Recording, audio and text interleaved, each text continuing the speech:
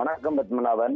பெரியகுளம் அருகே மேற்கு தொடர்ச்சி மலை, கொடைக்கானல், வட்டக்கானல், வெள்ளகவி உள்ளிட்ட பகுதிகளில் கனமழை பெய்து வருவதால் கும்பக்கரை அருவியில் வெள்ளப்பெருக்கு ஏற்படும் வாய்ப்புள்ளதால் சுற்றுலா பயணிகளின் பாதுகாப்பு கருதி தற்காலிக தடை விதித்து அருவியில் குளித்துக் கொண்டிருந்த சுற்றுலா பயணிகள் வெளியேற்றம்.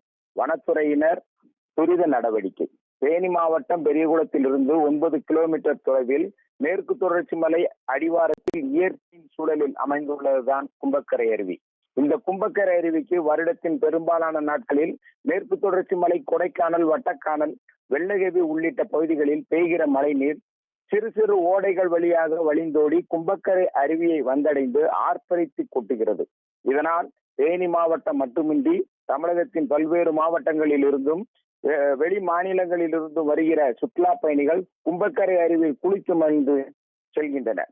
மேற்கு தொடர்ச்சி மலை பகுதியில் இருந்து வருகிற மழை நீரானது பல்வேறு மூலிகை செடிகளை வேர்களை தழுவி வருவதால் இந்த நீரில் குளிப்பதால் உடலுக்கு புத்துணர்ச்சி ஏற்படுவதாகவும் சுற்றுலா பயணிகள் கருதுகின்றனர். இந்நிலையில் கடந்த ஒரு சில நாட்களாக கும்பக்கரை அருவியில் வெள்ளப்பெருக்கு சீராக இருந்து வந்த நிலையில் சுற்றுலா பயணிகள் குளிப்பதற்கு தேவதானப்பட்டி வனச்சரகர் டேவிட் ராஜன் அனுமதி அளித்திருந்தார்.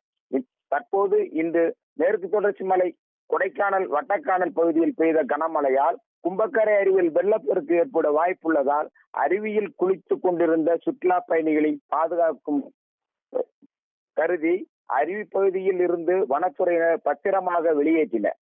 எனவே மேற்கு தொடர்ச்சி மலை பகுதியில் இருந்து எந்த நேரமும் வெள்ள வரத்து ஏற்படும் வாய்ப்பு இருப்பதால் கும்பக்கரை அருவியில் வெள்ளப்பெருக்கு ஏற்படும் என்பதனை 1 மணி நேரத்திற்கு ஒரு முறை கணக்கிட்டு தற்போது கணக்கிட்டதின்படி வெள்ளப்பெருக்கு ஏற்பட வாய்ப்புள்ளதை உறுதி செய்து சுற்றுலா பயணி குளித்துக் கொண்டிருந்த சுற்றுலா பயணிகளை தற்போது வெளியேற்றியுள்ளனர். பத்மநாபன்.